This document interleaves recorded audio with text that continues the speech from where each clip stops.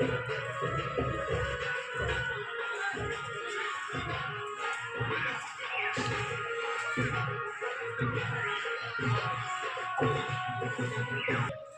বন্ধুরা, আজকে আমি বলবো আমাদের এই কীর্তন সেট আপে কী কী চলছে।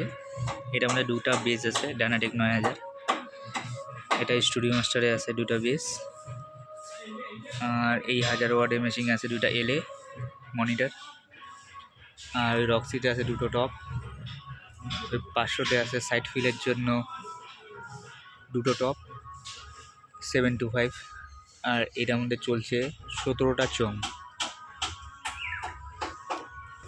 কীর্তন এখনও শুরু হইতে অনেক টাইম বাকি আছে। আমাদের টোটাল সেটিং কমপ্লিট, টেস্ট করা কমপ্লিট।